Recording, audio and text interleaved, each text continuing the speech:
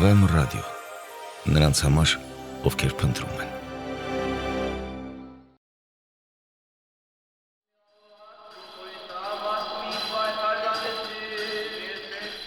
Ողջույն սիրելի ռադիո ունկնդիրներ, Վեմ ռադիո եթերում հոգևոր զրույցներ հաղորդաշարն է, տաղավարում Տեր Մարկոս Քահանա Մանգասարյանն։ Համատես ավետարանների սերտողության մեր ընթացքը մենք հասցրել ենք Գալիլեայի և Կափառնայոմի շրջանում Տեր Հիսուս Քրիստոսի կողմից կատարված բժշկությունների մասին պատմող հատվածին։ Նախորդ անգամ մենք կարդացինք, թե ինչպես Կափառնայում կոչված գյուղաքաղաքում Տեր Հիսուս Քրիստոս ժողովարան մտնելով բժշկեց պիղծ ոգուց բռնված մեկին, եւ ահա այսօր այդ նույն հատվածի շարունակությունն է, որ պիտի կարդանք Մարկոսի ավետարանից, եւ ուղղակի պիտի նշենք, որ նույն այս իրադարձությունների մասին Մատթեոս եւ Ղուկաս ավետարանիչներն են խոսում, եւ առաջնահերթ ճիշտ ենք համարում կարդալ Մարկոսի ավետարանից, որովհետեւ ըստ էության նախնական օրինակը իրենն է եւ իրենից են թերևս օգտվել Մատթեոսն ու Ղուկասը, որովհետեւ հավելյալ որևէ տեղեկություն մյուս երկու համատես ավետարանիչները Մարկոսից զատ չունեն։ Մարկոսի ավետարանի առաջին գլխի 29-րդ համարից կարդում ենք. «Եվ ժողովարանից դուրս ելնելով անմիջապես եկավ Սիմոնի եւ Անդրեասի տունը Հակոբոսի եւ Հովհաննեսի հետ։ Սիմոնի զոքանչը տաքության մեջ պառկած էր։ Իսկույն ասացին նրա մասին Հիսուսին, եւ նա մոտենալով նրա ձեռքը բռնեց եւ նրան ոտքի կանգնեցրեց, եւ տենդը նրան թողեց, եւ նա ծառայում էր նրանց։ Երբ երեկո եղավ արևի մայր մտնելու ժամանակ, նրա մոտ էին բերում բոլոր հիվանդներին եւ դիվահարներին, եւ ամբողջ քաղաքը հավաքվել էր դռների առաջ։ Եվ նա տեսակ հիվանդություններից բազում հիվանդներ բժշկեց եւ բազում դևեր հանեց, եւ թույլ չէր տալիս դևերին խոսել, որովհետև գիտեին նրան, որ Քրիստոսն է։ Եվ առավոտյան մոտ լույսը բացվելուց առաջ վեր կացավ եւ ելավ գնաց ամայի մի տեղ ու այնտեղ աղոթում էր։ Նրա հետևից նրան փնտրելու գնաց Սիմոնը եւ նրանք, որ նրա հետ էին։ Եվ երբ գտան նրան, ասացին. ամենքը փնտրում են քեզ, եւ նրանց ասաց. եկեք գնանք այլ մոտակա գյուղաքաղաքներ եւս, որպեսի այնտեղ էլ քարոզեմ, որովհետև հենց դրա համար եմ եկել։ Եվ ամբողջ Գալիլեայում նրանց ժողովարաններում քարոզում եւ դևեր էր հանում։ Սիրելիներ, ահա 3 հիմնական հատվածից բաղկացած այս ընթերցումի շուրջ է, որ այսօր պիտի զրուցենք։ Նախ Սիմոն Պետրոսի զոքանչի բժշկության հատվածն է, ապա արևի մայր մտնելու ժամանակ տան դռան առջև հավաքված բազմությանը բժշկելու հատվածն է, եւ որից հետո առավոտյան շուտ լույսը բացվելուց անմիջապես հետո Տեր Հիսուս Քրիստոսի ամայի վայր քաշվելու, այնտեղ աղոթք անելու եւ աշակերտների կողմից այնտեղ բացահայտվելու ու քարոզչության գնալու մասին հատվածներն են։ Շաբաթ օր էր,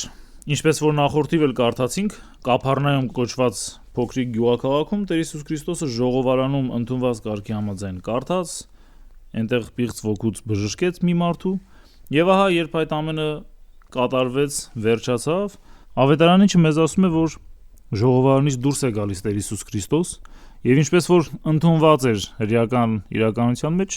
շաբաթ օրը ժողովարանում ծառայությունից անմիջապես հետո, որ հիմնականում առավոտյան կողմ էր լինում, կեսօրին արդեն ելնում էին ճաշ ուտելու, ճաշի ժամն էր, եւ ասում է, որ գնացին Սիմոնի եւ Անդրեասի տունը եւ գնաց Տեր Հիսուս Քրիստոս Հակոբոսի եւ Հովհաննեսի հետ միասին։ Կարծես թե նախորդիվ առաջին գլխի սկզբի հատվածում, երբ որ Քրիստոսի կողմից 4 առաքյալների ընտրվելու մասին է խոսում Մարկոս ավետարանիչը, Հովհաննես, Հակոբոս, Պետրոս, Սիմոն եւ Անդրեաս, կարծես թե այս նույն 4-ին էլ դեռևս իր ուշադրության կենտրոնում պահելով, ավետարանիչը խոսում է այն մասին, որ Տեր Հիսուս Քրիստոս հենց իրենց հետ մտավ Անդրեասի եւ Սիմոնի տունը, որտեղ որ թերևս նաեւ Սիմոնի զոքանչն էր, որ պառկած էր եւ տաքության մեջ էր։ Անշուշտ այսօրվա ընթերցողը, մենք ամենքս երբ որ կարդում ենք տաքության մեջ, մենք կարող ենք պարզապես մտածել, որ ինչ որ սովորական հիվանդություն էր, պարզ ջերմություն էր, տաքություն էր, որ կարող էր մրսածության հետևանք լինել, կարող էր տարբեր ինչ որ վարակների։ Այսինքն ըստ էության այսօր երբ լսում ենք մեկը ջերմություն ունի, մենք իրար չենք անցնում, դե դա տաքություն է, ջերմություն է, կբուժվի մարդը, կանցնի։ Բայց նույնը չէր Սիմոն Պետրոսի զոքանչի պարագային, որովհետև երբ որ խոսում են տաքության մասին հին աշխարհում եւ այդ տաքությունը հետո նաեւ տենդ են անվանում, ու նաեւ խոսում են այնպիսի տարածաշրջանի մարդիկ, որտեղ որ խոնավություն կար, որտեղ որ ջուր կար, գետ կար, լճակ կար, ապա այստեղ աստվածաշնչագետների, հատկապես նրանց, ովքեր որ զբաղվում են հին աշխարհի աշխարհագրությամբ, կլիմայական պայմանների ուսումնասիրությամբ, պատմամշակութային կողմի հետազոտությամբ, ուրեմն այս աստվածաշնչագետների մեծ մասը կարծում են, որ Պետրոսի զոքանչի տաքություն կամ տենդ կոչվածը մալարիա հիվանդությունն էր, որը որ հենց շատ անգամ տարածված էր լինում Կափառնայում կոչված գյուղաքաղաքում, որովհետև այս գյուղաքաղաքը Գալիլեայի լճակի այն հատվածին էր մոտ, որտեղ որ Հորդանան գետը թափվում էր այս լճակի մեջ, եւ ուրեմն այդ հատվածում տարածված տարատեսակ միջատները, մոծակները, թռչող կենդանիներ շատ հաճախ վարակի բուն էին դառնում, վարակի պատճառ էին հանդիսանում։ Եվ այս է պատճառը, որ տաքության մասին, այն տաքությունը, այն ջերմությունը, որը որ Քրիստոս բուժեց, այս է պատճառը, որ սրա մասին ավետարանիչը խոսում է։ Հակառակ դեպքում, եթե շատ պարզ, ուղղակի սովորական մի ջերմություն լիներ, մրսածության այս մասին չեմ կարծում, որ հարկ համարեր ավետարանիչը խոսել։ Ուրեմն մյուս դեպքն է, ըստ էության դժվար եւ ծանր մի հիվանդություն էր, որով բռնված Սիմոնի զոքանչը պառկած էր նույն տանը, որտեղ որ ապրում էին թերևս Սիմոնը, իր եղբայրը եւ նաեւ իրենց կանայք, որովհետեւ գիտենք, որ իրենք ամուսնացած էին։ Ուրեմն Տեր Հիսուս Քրիստոս երբ մուտք է գործում այս մարդկանց տուն, որպեսզի այնտեղ միասին ճաշին մասնակցեն, իրեն ասում են, որ Սիմոնի զոքանչը տաքության մեջ, ջերմության մեջ տենդով բռնված է, եւ ավետարանիչն ասում է, որ գալիս է, նրա ձեռքը բռնում է եւ ոտքի է կանգնեցնում։ Ոտքի կանգնեցնելն էլ պիտի խնդրեմ, որ ուշադիր լինենք, հարության նախաօրինակներից մեկն է, որովհետեւ ոտքի կանգնեցնել, հառնել տալ, նույն այդ հարության իմաստը պիտի ունենար, եւ սա նախաօրինակներից էր այն մեծ հարության, որ ավետարանի ընթացքում, ավետարանի պատմության վերջնամասում մեզ պիտի ներկայացվի։ Ուրեմն վերստին Տեր Հիսուս Քրիստոս շատ պարզ կերպով Սիմոնի զոքանչի ձեռքը բռնում է եւ նրան ոտքի է կանգնեցնում։ Հրեաների մեջ այս հիվանդություններն էլ բուժվում էին տարատեսակ գործողություններով, մոգական, կախարդական, ինչ-որ խորհրդավոր տարբեր քայլերի միջոցով։ Ես ինքս հիշում եմ, որ մեր իրականության մեջ էլ,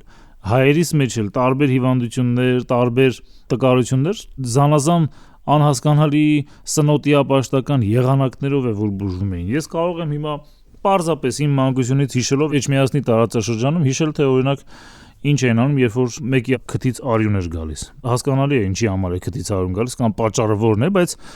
բանալի էին կապում մարդու պարանոցին եւ բանալին գցում էին մեջքի կողմը։ Ու ինքը այդպես պիտի պարկեր, բայց թե բանալին ինչ կապ ուներ քթի արնահոսության դադարեցման կանգառի հետ, ըստ էության որով մեկը չի կարող ասել, սնոտիապաշտական բան է։ Կամ ինչպես էին դանակը դնում բարձի տակ, որպեսզի ինչ որ վատ երազներ չտեսնեն։ Բազմաթիվ են այդ սնոտիապաշտական քայլերը, գործողությունները։ Հիմա հին աշխարհում հատկապես եւ հрьяաների մեջ այս տաքություն կոչվածը, տենդ կոչվածը հազար ու մի քայլ կար, որ պետք է անեին, որպեսզի դրանից ազատվեին։ Բայց վերստին մենք Տեր Հիսուս Քրիստոսին տեսնում ենք, որ պարզապես գալիս է Սիմոնի զոքանչի ձեռքը բռնում է եւ ավետարանիչն ասում է ոտքի հանեց, ոտքի կանգնեցրեց նրան, բուժեց եւ նրան ոտքի կանգնեցրեց։ Եվ այստեղ ամենակարևոր հատվածը, որովհետեւ նույնիսկ եթե իսկապես պարզ ջերմություն չէր, մի բարդ հիվանդություն չէր, կամ թեկուզ բարդ հիվանդություն էր, դա ընդհանրապես կապ չունի։ Եթե բարդ լիներ կամ պարզ մի հիվանդություն լիներ, ամեն դեպքում ինչն էր նպատակը, որ Մարկոս ավետարանիչը հատուկ շեշտում է, որ Պետրոսի զոքանչին կամ Սիմոնի զոքանչին, որ դեռ Պետրոս չէր դարձել, հա։ Սիմոնի զոքանչին Տեր Հիսուս Քրիստոս բուժեց։ Որն էր այս պատմության պատմելու իմաստը, որովհետև դրանից ավելի մեծ բժշկություններ եւ հրաշագործություններ կան, որոնք որ պատմվել են ավետարանում։ Եվ սրա կարիքը բնականաբար չէր լինի, եթե մենք ուշադիր չլինենք։ Մարկոս ավետարանիչը այս ամենը պատմում է եւ սրա բացատրությունը, բուն նպատակը կամ իմաստը այս դեպքի պատմելու տալիս է շատ պարզ մեկ տողով, ասում է եւ տենդը նրան թողեց եւ նա ծառայում էր նրանց։ Խոսքը Պետրոսի Սիմոնի Զոքանչի մասին է, որը որ բժշկվելուց հետո ծառայում էր նրանց, ծառայում էր Տեր Հիսուս Քրիստոսին եւ նրա հետ տուն մտած առաքյալներին՝ Սիմոնին, Անդրեասին, Հակոբոսին եւ Հովանեսին։ Մեզ համար սա լավագույն օրինակներից, լավագույն դասերից մեկն է, որ եթե մենք Տիրոջից ողորմություն ենք ստացել, եթե մենք Տիրոջ շնորհին ենք արժանացել, ուրեմն մենք պետք է փոխհատուցենք, մենք պետք է ծառայենք։ Մի պահ փորձենք ինքներս նայել մեր ապրած կյանքերը։ Կգտնվի արդյոք մեր մեջ մեկը, որ կարողանա ասել, թե ինքը Աստծուց ողորմություն չունի ստացած։ Կգտնվի մեր մեջ մեկը, որ ասի, թե ինքը իր որևէ խնդրանքի պատասխանը չի ստացել Աստծուց։ Անշուշտ շատերը կլինեն, որ որոշ խնդրանքներ կան, պատասխան չեն ստացել, շատ բաներ կա, որ ուզեցել են, բայց չի եղել, բայց բոլորը անխտիր կարող են վկայել, որ իրենք Տիրոջ մեծ ողորմության եւ մեծ շնորհին արժանացած, անարժան կերպով այդ ամենին արժանացած անձինք են։ Եվ ուրեմն Սիմոն Պետրոսի Զոքանչի օրինակը մեզ համար դաս է, որ մենք եւս Տիրոջից ողորմություն ստանալով պետք է վեր կենանք եւ ծառայենք իրեն։ Անշուշտ Սիմոնի Զոքանչի պարագային այդ երանությունը, այդ մեծ աննկարագրելի մեծ երջանկությունը շնորհը Սիմոնի Զոքանչն ուներ անձամբ Տեր Հիսուս Քրիստոսին երկրի վրա իր տնօրինական առաքելության ընթացքում տեսնելու եւ նրան ծառայելու այս երանությունը ուներ։ Մենք այդ երանությանը այսօր չենք կարող արժանանալ։ Պարզապես որովհետեւ Տեր Հիսուս Քրիստոս մարմնով մեզ հետ չի, բայց չմոռանանք, որ Հովհաննեսի ավետարանում այն հատվածում, որտեղ որ հարություն առած Հիսուս մուտք է գործում վերնատուն եւ որտեղ որ Թովմասը հայտնվել էր երկար ժամանակ բացակայելուց հետո ու կասկածում էր, թե Քրիստոս հարություն է առել եւ ի վերջո հավատաց ընդունեց, հիշենք, որ այդ հատվածի մեջ մեզ ամենքիս, ինձ եւ մեր բոլոր ռադիո ունկնդիրներին, բոլոր քրիստոնյաներին երանի է տալիս Տեր Հիսուս Քրիստոս։ Ասում է Թովմաս, դու տեսար եւ հավատացիր, բայց երանի նրանց, ովքեր որ չեն տեսնի եւ կհավատան։ Երանի մեզ ուրեմն, որ չենք տեսել, բայց հավատում ենք։ Ուրեմն մենք էլ չտեսնելով հանդերձ այն Հիսուս Քրիստոսին, ում որ հավատում ենք իբրև Աստված եւ ընդունում, ուրեմն նույն այդ Տիրոջը կարող ենք նաեւ ծառայել այնպես, ինչպես որ Սիմոնի Զոքանչը կարող էր ծառայել նրա հենց երկրավոր տնօրինական առաքելության ընթացքում, այն ժամանակ, երբ Տեր Հիսուս Քրիստոս մարդեղացած աշխարհի վրա էր։ Ուրեմն պարզ դաս է մեզ հետ նայել, տեսնել, թե Աստված մեզ ինչ ողորմություն է արել եւ պարտավորություն ունենալ նույն այդ ողորմությունը փոխադարձել մեր Տիրոջը։ Իսկ մենք Աստծուն ծառայել չենք կարող այլ կերպ, քան մարդկանց բարիք գործելով։ Աստված հոգի է։ Լավ, մենք ընդունում ենք ուղղափառ մեր վարդապետությունն, ասում է, որ Տեր Հիսուս Քրիստոս երեկ եւ այսօր նույնն է եւ հավիտյան, այսինքն ընդունում ենք, որ Տեր Հիսուս Քրիստոս մարմնով հարություն է առել։ Բայց մենք նույն այդ Տեր Հիսուս Քրիստոսին, որ կատարյալ մարդ ու կատարյալ Աստված է, մենք այս պահին ֆիզիկապես իրեն ծառայելու ոչ մի հնար չունենք, եթե իր ստեղծած, իր ողորմությունը վայելող, իր շնչով ապրող մարդուն չօգնեցինք, եթե կարիքի մեջ, նեղության մեջ, դժվարության մեջ գտնվող մեկին օգնության ձեռք չմեկնեցինք։ Ուրեմն մենք էլ պիտի ծառայենք Աստծուն մեր կողքինին, մեր նմանին Աստուծո պատկերն ու նմանությունը ունեցող մարդուն ծառայելով եւ այդ մարդկանց օգտակար լինելով։ Այս է իմ պատկերացմամբ եւ որքան որ ես կարողացել եմ կարդալ մեկնիշների ուսումնասիրությունները, աստվածաշնչագետների ուսումնասիրությունները, մեկնիշների մեկնաբանությունները կարդալ, ես այս դասն եմ քաղել։ Սիմոնի Զոքանչի պատմությունը Տեր Հիսուս Քրիստոսի կողմից ավետարանչի միջոցով ներկայացվում է պարզապես իբրև մեզ դաս, որ մենք էլ եթե Աստուծո ողորմությանն արժանացել ենք, նմանապես պիտի ծառայենք մարդկանց։ Շարունակության մեջ ավետարանիչը ներկայացնում է, որ արդեն երեկոյան կողմ, երբ որ արևը մայր էր մտնում, արևի մայր մտնելու ժամանակ եւ հատուկ շեշտում է, որովհետեւ գիտենք, որ շաբաթօրով գործ անել չէր կարելի եւ ըստ էության, եթե Սիմոնի տանը փարիսեցիներ լինեին, օրենսգետներ այնտեղ լինեին, անշուշտ Քրիստոսի արածը, Տեր Հիսուս Քրիստոսի Սիմոնի Զոքանչի ձեռքը բռնելը, նրան վեր կասնել, կանգնեցնելն ու բժշկելը պիտի որակվեր իբրև շաբաթ օրով արված գործ եւ հերթական մեղադրանքի պատճառը դառնար։ Եվ ուրեմն այնտեղ այդ պահին թերևս օրենսգետներ ու փարիսեցիներ չկային, այդ պատճառով ոչ մի խնդիր չեղավ, բայց մենք տեսնում ենք, որ պարզ ժողովուրդը շարունակում է հետևել այդ օրենքին, շաբաթ օրը սուրբ պահելու ծայրահեղություններին նաեւ ու իրենց հիվանդներին, որոնց մեջ կային շատեր, ովքեր որ դևերից էին բռնված կային, որ պարզապես ֆիզիկական խնդիր ունեին, հիվանդություն ունեին, բոլորին արևի մայր մտնելու ժամանակ, որպեսի չլիներ թե շաբաթ օրով գործ արած լինեին, որտեվ երբ որ արևի մայր էր մտնում, արդեն համարում էին, որ անցել են հաջորդ օրվան, օրը փոխվել է եւ իրենք կարող են գործ անել, կարող են իրենց հիվանդներին եւ դիվահարներին բերել Տեր Հիսուս Քրիստոսի մոտ։ Եվ Մարկոս ավետարանը շատ հետաքրքիր է, ասում է, որ ամբողջ քաղաքը հավաքվել էր դռների առաջ։ Ուրեմն բոլոր կողմերից Կափառնայում կոչված այդ պստիկ գյուղաքաղաքի բոլոր բնակիչները, ով տանը հիվանդ ուներ, ով տանը խնդիր ունեցող մեկն ուներ, բոլորը անխտիր բերում էին Սիմոնի տուն, որտեղ որ Տեր Հիսուս Քրիստոս հանգրվանել էր։ Ուրեմն Քրիստոս բոլորին բժշկում է։ Հետաքրքիր է, այստեղ էլ համատես ավետարանիչների տարբերությունը կարող ենք տեսնել։ Ուրեմն Մարկոս ավետարանիչը ասում է, թե եւ բազում դևեր հանեց, եւ բազում հիվանդներ բժշկեց։ Ինքը չի ասում բոլորին անխտիր, ասում է, որ բազում հիվանդներ բժշկեց եւ բազում դևեր հանեց, հետնել թույլ չտալով, որ ասեին, թե ինքը ով էր։ Բայց հետաքրքրական է, որ նույն հատվածի Մատթեոսի ավետարանի տարբերակում կամ Ղուկասի ավետարանի տարբերակում արդեն ամբողջությամբ է նշվում, որ բոլորին բժշկեց։ Ասում է, երբ երեկո եղավ նրա մոտ, բազում դիվահարներ բերեցին եւ նա խոսքով դևերին հանեց ու բոլոր հիվանդներին բժշկեց։ Մատթեոս ավետարանիչը իր ավետարանի 8-րդ գլխի 16-րդ համարում այսպես է ներկայացնում արդեն։ Պատճառը թերևս պարզ է։ Մատթեոս ավետարանիչը երբ խոսում էր, ինքը շատ ուշադիր պիտի լիներ, որովհետեւ իրեն լսող հրեաների մեծ մասը պիտի ամենտեղ սխալ բռնեին, փնտրելով, որ ուրեմն ինչու չբուժես ոմանց։ Երևի թե չէր կարողացել, այդ դեպքում ինքը ճշմարիտ Մեսիան չէր, Քրիստոս չէր։ Իսկ Մարկոսն այս խնդիրը չունի։ Մարկոսը պարզապես ասում է շատերին բժշկեց։ Հնարավոր է ոմանց չբժշկեց իրենց անհավատ լինելու պատճառով, հնարավոր է ոմանց չբժշկեց, որովհետև այդ հիվանդությունը իրենց պետք էր, որ իրենք կրեին եւ դրանով ինչ որ դաս ունենային քաղելու կամ հոգեվոր շահ ունենային։ Ամեն դեպքում տեսնում ենք, թե արդեն փոփոխությունները ինչպես են լինում, բայց ոչ թե միտումնավոր փոփոխություններ ավետարանի տեքստը կեղծելով, բնավ ոչ, այլ հաշվի առնելով, թե ունկնդիրներն ովքեր են եւ ինչ վնաս կարող են կրել իրենք այս կամ այն խոսքը այս կամ այն կերպ լսելով։ Եվ վերջում ասվում է այս հատվածի, որ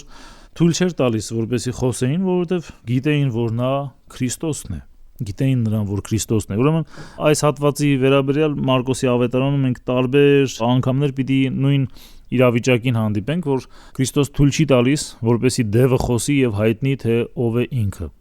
որ հայտնի, թե ինքը Մեսիան է, որ հայտնի, թե ինքը հրեա ժողովրդի կողմից սպասված օծյալ փրկիչն է։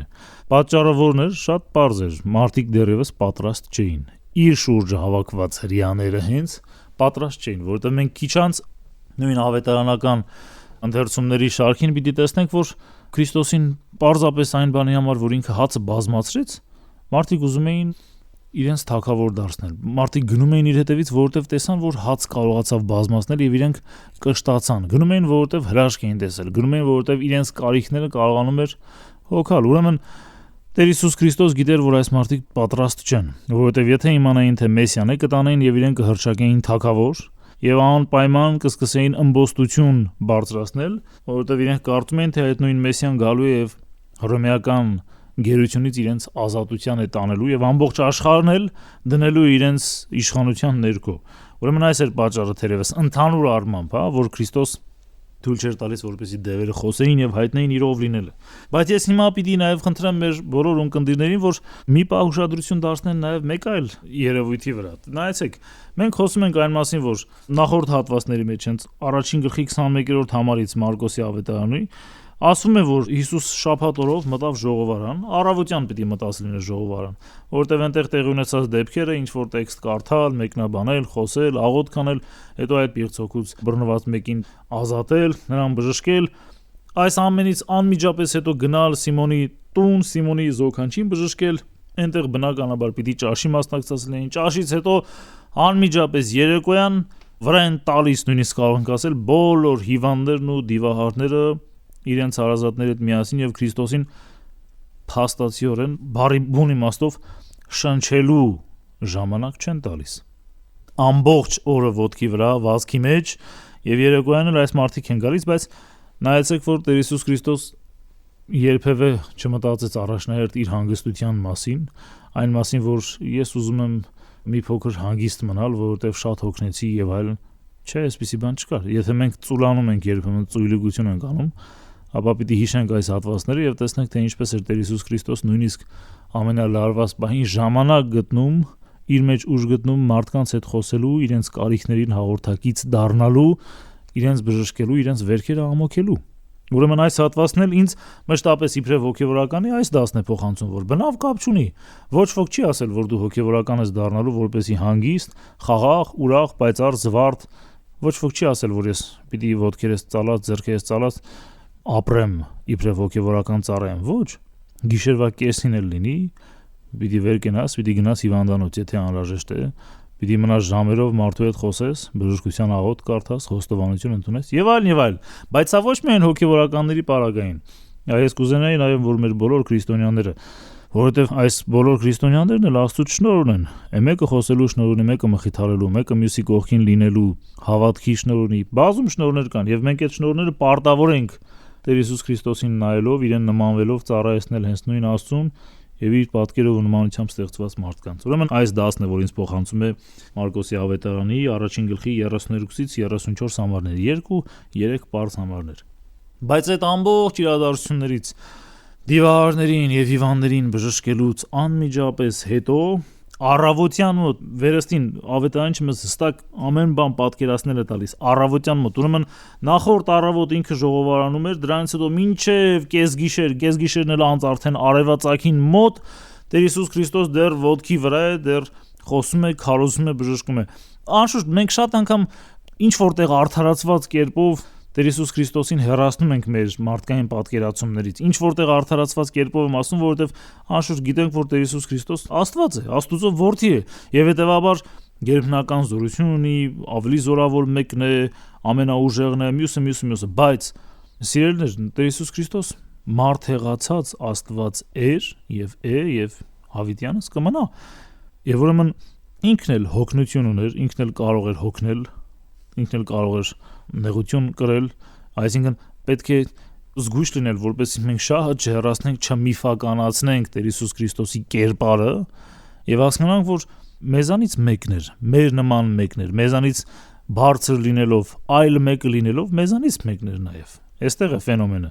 Եվ ուրեմն հասկանանք նաեւ, որ թե ինչպիսի զողողության գնով էր, որ ինքը այդ ամենին գնում էր։ Եվ ուրեմն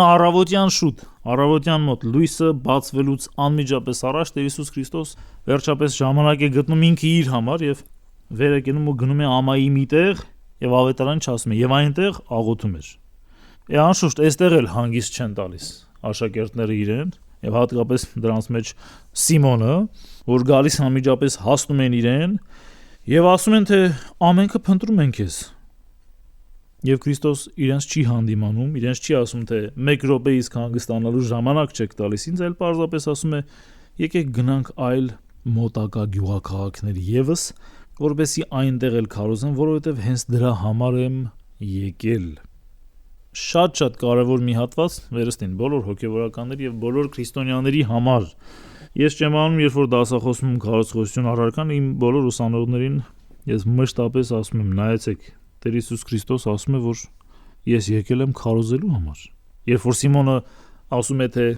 շատ մարդիկ կան, ամենքը քեզ փնտրում են, այն հիվանդներին բոլորին բժշկեցիր, բայց էլի մարդիկ եկել են, քեզ են փնտրում, մեր Տերը պարզապես ասում է, գնանք այլ գյուղաքաղաքներ եւս, այնտեղ մեր անելիքը արեցինք, սերմը գծված է, գնանք այլ գյուղաքաղաքներ եւս քարոզելու համար, որովհետեւ այդ նպատակով եմ եկել։ Եվ ուրեմն եթե Տեր Հիսուս Քրիստոս ասում է, թե ինքը քարոզելու համար է եկել աշխարհ, ուրեմն պարզ է թե հոգևորականից ամենամեծ առաքելությունը որն է։ Անշուշտ քարոզելն է, հոգեխնամությունը, քարոզը, աղոթքը, եւ այդ ամբողջը ի վերջո մենք Տեր Հիսուս Քրիստոսի օրինակից է որ սովորում ենք։ Եվ վերջում ավետարանը շատ պարզ կերպով ասում է. ամբողջ Գալիլեայում նրանց ժողովարաններում քարոզում եւ դևեր էր հանում, այսինքն ոչ միայն Կափառնայում քաղաքում, այլ նաեւ մնացած բոլոր գյուղաքաղաքներում Գալիլեայի տարածքի։ Բայց ես հիմա հաղորդման վերջին այս հատվածում ուզում եմ ամենքիդ ուշադրությունը հրավիրել ավետարանի հետեւյալ տողերի վրա, որտեղ որ ասում է առավոտյան կողմ լույսը դեռ չբացված, Տեր Հիսուս Քրիստոս վեր կացավ եւ ելավ գնաց ամայի մի վայր եւ այնտեղ աղոթում էր։ Սա թերևս լավագույն օրինակներից մեկն է, որ ինչպես 2000 տարի առաջ, այդպես էլ այսօր, հենց հիմա, հենց մեր օրերում էլ կիրառելի պիտի լինի բոլոր քրիստոնյաների համար։ Խոսքը միայնակ մնալու, առանձնանալու, ինքդ քեզ հետ մենության մեջ լինելու փորձառության մասին է, որ ժամանակ առ ժամանակ բոլոր քրիստոնյաները պարտավոր են կիրառել իրենց կյանքում։ Ես իբրև հոգևորական կարող եմ ասել, նայեցեք, մենք վազքի մեջ ենք անդադար, հատկապես 21-րդ դարը, հատկապես կապիտալիստական աշխարհը, որտեղ որ ամեն բան շահի, ամեն բան բիզնեսի, ամեն բան գումարի, արք ու վաճառքի, շոու բիզնեսի, առևտուր վաճառքի վրա է, ցուցադրության վրա է հիմնված, մենք սարսափելի վազքի մեջ ենք, ովքեր ավելի լավ ներկայանալի են, լավ խոսում են, բանակցություններ են լավ վարում, ներկայանում են, մարդկային հարաբերությունների մեջ ավելի հմուտ են, շփման բոլոր ունակություններն ունեն, այս մարդկանց հնարավորությունները ավելի շատ են առաջընթացի, գործնական կյանքում, իրենց անձնական կարիերայում։ Մենք անընդհատ վազքի մեջ ենք եւ այդ վազքի ընթացքում պատահական չի, որ շատ շատերը տեսնում ենք, որ օրինակ, ես հիմա ամենածայրահեղ օրինակներն եմ բերում, բայց որպեսզի ավելի պարզ լինի, տեսնում ենք, որ այս ինչ մեկը ինքնասպան եղավ, այն ինչ մեկը խելագարվեց, կարծես թե ամբողջ իրենց կյանքը շատ լավ էր, մեծ հաջողություններ ունեն, առաջընթաց կա, գումարային խնդիրներ չունեն, կարծես թե զարգացած են, դասական ինչ-որ արժեքներ են կրում իրենց մեջ, համերգներ, թատրոն, չգիտեմ ինչ եւ այլ, եւ հանկարծ տեսնում ես, որ մարդը դուրս է գալիս կյանքի ծիրից, կամ խելագարվում է, կամ ինքնասպան է լինում, կամ քաշվում է մի կողմ մարդկանցից խռոված, Պարզ պատճառը հետևյալն է, մենք շատ ենք աղմկում, մենք սարսափելի շատ ենք խոսում, աղմկում, վազվզում եւ այդ երուզերի մեջ կորցնում ենք ինքներս մեզ։ Թվում է թե շատ լավ է, մարդը գործնական է, անդադ շարժման մեջ է, ինչ-որ բան է անում, ստեղծում է, արարում է, բայց երբեմն մենք այդ ամենով պարզապես փախչում ենք ինքներս մեզանից։ Մենք ինքներս մեզանից փախչում ենք, մեզ թվում է թե ստեղծում ենք, արարում ենք, ինչ-որ նոր բան ենք անում, բայց իրականում մեր ներսին եսից ինքներս մեզանից փախչում ենք։ Ինչու՞, որովհետև վախենում ենք մենակ մնալ ինքներս մեզ հետ։ Ես մեր ռադիո ընկերներին ամենքին անխտիր բարձ խորհուրդ եմ տալիս։ Երբեմն ժամանակ առ ժամանակ մնացեք մենակ եւ արեք ոչինչ։ Ոչ թե ոչինչ մի արեք, երկու շղթական է ստացում, հա, ես ասում եմ արեք ոչինչ, ոչնչով զբաղվեք։ Պարզապես փորձեք ամեն բան մի կողմ թողնել։ Գիտեք ինչու եմ այսպես ասում, որովհետև ինչպես որ միջնադարյան ասույթն է, լատինական ասույթն էլ ասում է, մենք ամեն ինչ կարող ենք մի կողմ դնել, բայց մտածելը շարունակելու ենք։ Մենք ուզենք չուզենք, մենք մտածելու ենք։ Լատինական ասույթն ասում է cogito ergo sum, մտածում եմ, ուրեմն կամ։ Եթե մենք կանք, մենք ոչինչ էլ չանենք, մենք մտածելու ենք։ Փորձեք մնալ մենակ երբեմն, փորձեք ոչինչ չխոսել։ Մենք Վանալճի մենաստաններում լիմ անապատում կամ կտուցում էր, ես այս բանը չեմ հիշում հստակ, բայց գիտեմ, որ Հայրտաճատ ծայրագույն վարդապետ Արտեմյանի գրքի մեջ էր, որտեղ հայ վանականության մասին է խոսվում, ուրեմն մենք ունեցել ենք անապատներ, որտեղ լռության ուխտով մարդիկ պարապել են, լռության ուխտ են արել եւ լուռ են մնացել։ Փորձենք ուրեմն մենք էլ երբեմն լուռ մնալ, քաշվել այս աշխարհից, վազքից հեռու մնալ, որովհետեւ երբ որ փորձենք լռել, մեր ներսում մեր խղճի, մեր ներքին ձայներն են սկսելու խոսել ու մեր ներքին բոլոր խնդիրները գալու են եւ մեր առջև են կանգնելու։ Եվ այդ ժամանակ է, որ փախուստ չենք ունենալու ու պիտի սկսենք լուծել մեր մեջ եղած խնդիրները։ Ես շատ པարզ օրինակ բերեմ։ Ինքս իբրև հոգևորական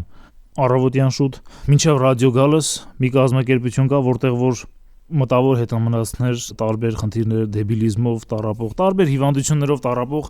անձանց հետ եմ հանդիպում։ Այնտեղ այս մարդկանց ամենապարզ, նույնիսկ հեքիաթի մակարդակի ուղակի քարոզում եմ Քրիստոսի առակները։ Պատմում եմ, խոսում ենք։ Դրանից հետո գալիս եմ ռադիոյում այստեղ քարոզում եմ։ Ռադիոից հետո ես գնալու եմ թերևս նկարանում պիտի ունենամ կամ հաջորդ օրոք ունենամ շողակաթ հեռուստաընկերության համար։ Վազքի մեջ եմ անդադ, միտեղ դասախոսության եմ։ Չորեքշաբթի օրը Ավետիք Իսահակյանի անվան գրադարանում նորից քարոզի, շաբաթ Կիրակի Գայանե վանքում ծառայության, մնացած օրերը սոցիալական ծառայության կենտրոնում։ Թվում է թե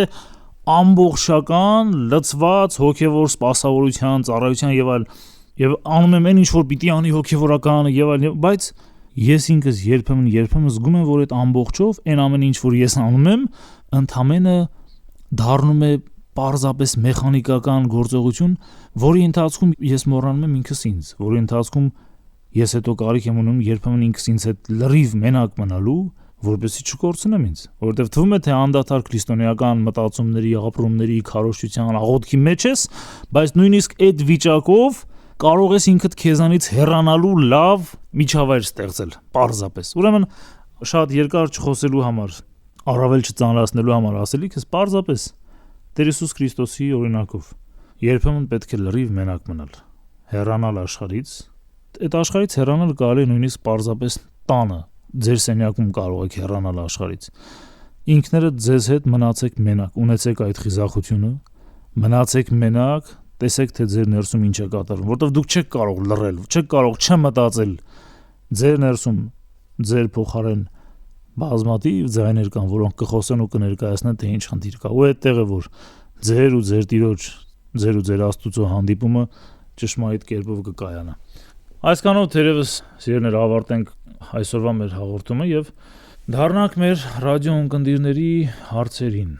Հաղորդման ընթացքում ասացիք, որ Հորդանան գետը լցվում է Գալիլեա լճի մեջ։ Ես ասացի ու մտածեցի, որ անշուշտ լճից են դուրս գալիս գետերը եւ գնում են դեպի ծով, հա, դա էլ պիտի ասեք։ Ուրեմն Գալիլեա լճի մեջ, սակայն ինձ հայտնի է, որ իրականում Գալիլեա լճից է դուրս գալիս Հորդանան գետը եւ լցվում է Մերիալ ծովի մեջ։ Ուրեմն բոլոր դեպքերում այդպես է։ Լճի մեջ գետ չի լցվում։ Լրիվ ճիշտ եք ասում, բայց այստեղ որտեղից որտեղ է լցվում չի հարցը։ Հարցը այն է, որ որտեղից որ դուրս է գալիս կամ որտեղ որ լցվում է, այդտեղ շատ անգամ ավելի խոնավ բնակլիմայական պայմաններ են, որոնք որ կարող են նաև այդ միջատների, մոծակների, մալարիա հարուցող տարբեր պստիկ թռչող կենդանիների համար շատ լավ միջավայր դառնալ։ Վերջին շնորհակալություն հայտնելով ամենքից, որ մեզ հետ եք, լսում եք մեզ, ես այդ հույսն ունեմ։ Աստծո օրհնությունն ու սերը եւ շնորհներն եմ հայցում ամենքիդ համար։ Տերն ընդ ձեզ։